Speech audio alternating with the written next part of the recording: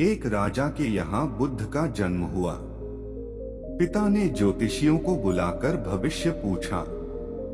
उन्होंने कहा, या तो यह सम्राट होगा और या तो यह साधु होगा। एक तरह से देखा जाए तो सच्चा सम्राट भीतर से साधु ही होता है। जब ज्योतिषियों की भविष्यवाणी राजा ने सुनी तो वे घबरा गए कि मेरा बेटा साधु हो जाए, ऐसा ठीक नहीं होगा। राजा ने पूछा, कोई उपाय बताए, क्योंकि मैं चाहता हूँ कि राजा का पुत्र राजा ही बने। ज्योतिषियों ने कहा कि इसका लालन पालन व पूरा जीवन बड़ी सावधानी में बिताना होगा। अर्थात आपका पुत्र सिद्धार्थ कभी किसी बूढ़े व्यक्ति को न देखे, कभी किसी बीमार व्यक्ति को न देखे और कभी किसी मरे हुए व्यक्ति को न देखे। जब तक ऐसा होगा तब तक वे राजा ही बने रहेंगे। अगर ऐसा नहीं हुआ तो वे साधु बन जाएंगे। राजा शुद्धोधन ने अपने पुत्र सिद्धार्थ के लिए बढ़िया से बढ़िया बड़े बड़े महल, अच्छे से अच्छा भोजन, दास दासियां और खाने पीने के सामान आदि वस्तुओं के ढेर लगा दिए। पिता ने पुत्र को सुख सुविधाओं में इतना उलझा दिया कि उसे बाहर का संसार याद ही नहीं आया। शुद्धोधन ने समझ लिया कि अब इतने सुखों के आगे साधु बनने का प्रश्न ही उपस्थित नहीं होता। वे निश्चित हो गए।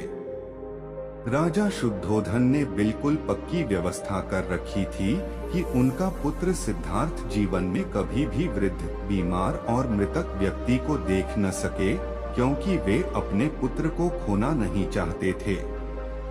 सिद्धार्थ का जीवन ऐश्वर्य और सुख सुविधाओं में बीत रहा था।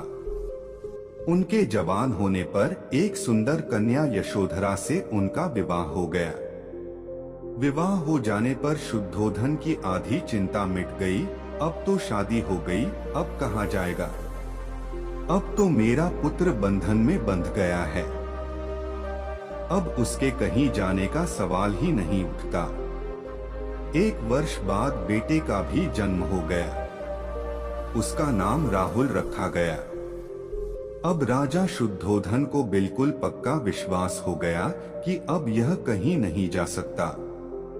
एक दिन सिद्धार्थ ने कहा कि पिताजी, आज तक मैंने कभी अपनी राजधानी नहीं देखी। आपकी आज्ञा हो तो आज देखाओ। राजा ने कहा, हाँ हाँ, अवश्य जाओ, अपना शहर देखकर आओ। एक सारथी को भी साथ में भेजा गया कि जाओ राजकुमार को राजधानी घुमा फिरा कर लाओ। फिर भी राजा ने चाक चौबंद इंतजाम कर रखा था कि कहीं चूक न हो जाए। सिद्धार्थ के लिए राजधानी के प्रमुख मार्ग खूब सजाए गए थे, पर घूमते घूमते सिद्धार्थ ने थोड़ा उल्टा मार्ग ले लिया। वे उस मार्ग से गुजरने लगे जहां पर तैयारी नहीं थी और आज उनको बहुत आश्चर्य हुआ जब पहली बार उन्होंने एक बूढ़े आदमी को देखा। कमर झुकी हुई, पूरी चमड़ी में झुर्रियां पड़ी थीं। वह परेशानी और दुहक से बेहाल था। उसकी चाल बहुत धीमी थी। बूढ़े की झुकी हुई कमर को देखकर सिद्धार्थ को एक झटका लगा और सारथी से उन्होंने पूछा, क्या एक दिन मैं भी बूढ़ा हो जाऊंगा?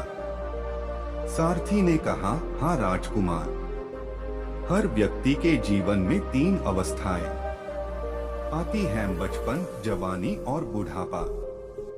एक दिन तुम भी बुढ़ापे की अवस्था में जाओगे।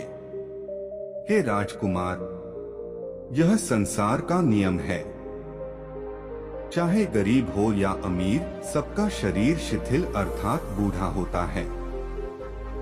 राजकुमार सोच में पड़ गया। सारथी ने रथ को आगे बढ़ाया तो कुछ दूरी पर एक बीमार व्यक्ति मिला जो रोगों से घिरा हुआ था। उस पीड़ित व्यक्ति को देखकर राजकुमार का मन बहुत ही दुखी हुआ। राजकुमार ने पूछा, इसको क्या हुआ है? सारथी ने कहा, यह व्यक्ति बीमार है, इसलिए यह कराह रहा है। इस संसार में दुख और सुख दोनों हैं। यह अपने अपने भाग्य की बात है कि कोई दुखी है और कोई सुखी है। क्या मैं भी कभी बीमार हो सकता हूँ? सारथी ने कहा, आप यह विचार अभी छोड़ दें। समय बड़ा बलवान होता है। ये सारी बातें कर्मों पर निर्भर करती हैं। चाहे राजा हो या रंक, सुख दुख सब पर आते हैं। अगर शरीर में कोई रोग आना है तो वह आएगा। यह सब सुनकर राजकुमार सोच में पड़ गया। सारथी ने रथ को कुछ आगे बढ़ाया तो सामने से 4 कंधों के ऊपर एक अर्थी को जाते हुए देखा। राजकुमार ने ऐसा पहली बार देखा था। उसने सारथी से पूछा, यह क्या है? यह आदमी मर गया है। यह मुर्दा है। जो व्यक्ति मर जाता है उसको बांधकर श्मशान भूमि में ले जाते हैं, फिर वहां पर उसे जला दिया जाता है। राजकुमार ने कहा, क्या सबको मरना पड़ता है? हाँ, सबको मरना पड़ता है। यह मृत्यु लोक है। जो जन्म लेता है उसे कभी न भी अवश्य ही मरना पड़ता है।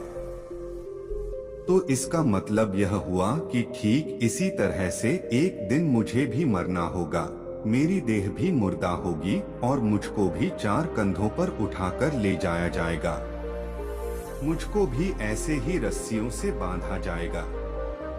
मेरे भी आगे पीछे घर के सदस्य रोएंगे, तड़पेंगे और जिस संसार को मैंने इकट्ठा किया है वह सारा का सारा मुझसे छूट जाएगा। इसका मतलब यह हुआ कि क्या एक दिन मैं भी मर जाऊंगा? क्या एक दिन यशोधरा भी मर जाएगी? क्या एक दिन मेरा राहुल भी मर जाएगा? सारथी ने कहा, हाँ राजकुमार, एक दिन मैं भी मरूंगा, आप भी मरेंगे, यशोधरा भी मरेंगी और राहुल भी मरेगा, क्योंकि यह सब मरने के लिए ही पैदा होते हैं। उस रात सिद्धार्थ सो न सके। सोचने लगे कि क्या संसार में इतना दुहक है, रोग है, बुढ़ापा है और ऐसे में मैं खा पी कर कैसे जी सकता हूँ?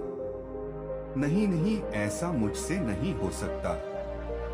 मुझे खोजना होगा उस तत्व को जो दुहक, पीड़ा और शोक से रहित हो, जो भय, भ्रम और भूल से परे हो, जो अनंत आनंद से भरा हो, जिसे पाकर फिर और कुछ पाने की इच्छा न हो। सिद्धार्थ वैराग्य के शिखर तक पहुंच चुके थे। बस उसी रात को उन्होंने घर छोड़ दिया। सारथी से कहा कि नगर की सीमा से दूर ले चलो। नगर के बाहर पहुंचकर सारथी को लौटा दिया। फिर कई दिनों तक वन में चलते गए। एक घने पीपल के वृक्ष के नीचे आसन लगाकर ध्यान में लीन हो गए।